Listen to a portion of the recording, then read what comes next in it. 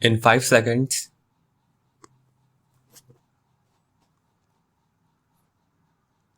Mr. Vice Chairman Sir, at the very outset, I cannot help pointing out that wheat procurement and distribution policy of the Government of India has been marked by a stop-go attitude both in respect of governmental as well as private trade efforts.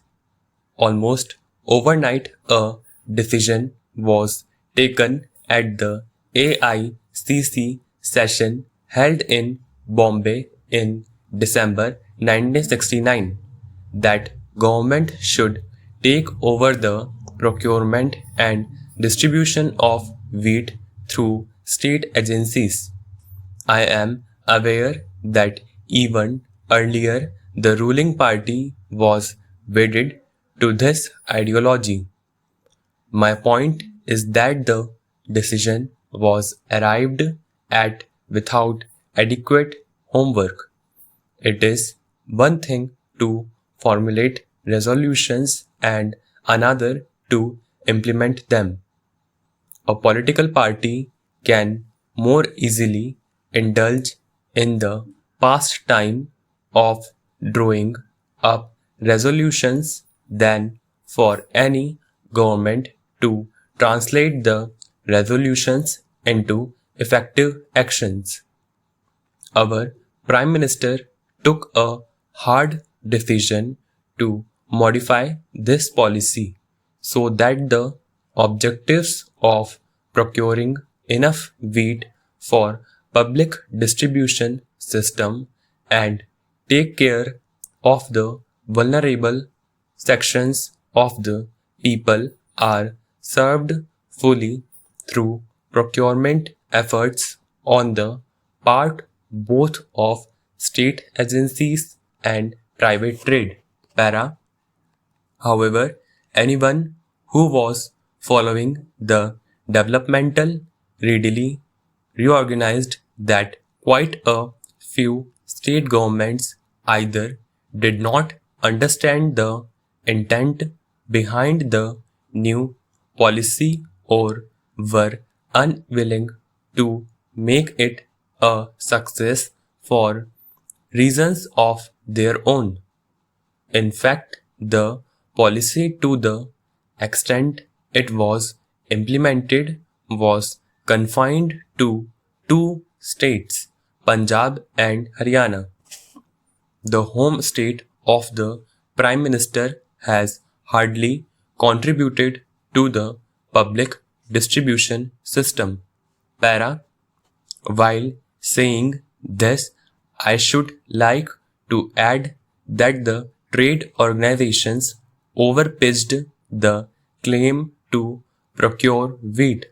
I can understand governmental machinery making wrong estimates about the wheat crop and the procurement possibilities, but it is extraordinary that the trade should have made such a grievous error. Possibly the trader thought it politics to exaggerate its capabilities so that it might be acceptable to the authorities on the one hand and also persuade the farmers to part with their stocks on the other. Once a psychology of plenty was created, the farmer in India is no less a businessman than a trader. He was quick enough to access the situation and sit on the stocks for larger gains. According to one estimate, even today, 30 to 40% of marketable surplus is yet to come into the market. This is one side of the picture. Para.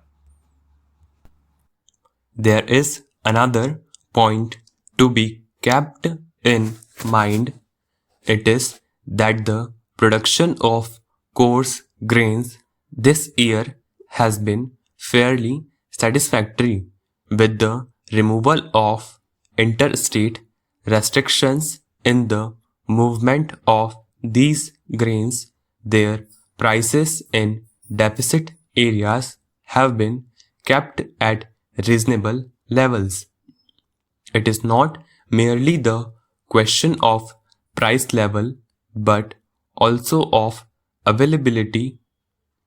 The consumers therefore retreated back to their staple diet, namely coarse grain. This has eased the pressure on the public distribution system so far as supply of wheat is concerned.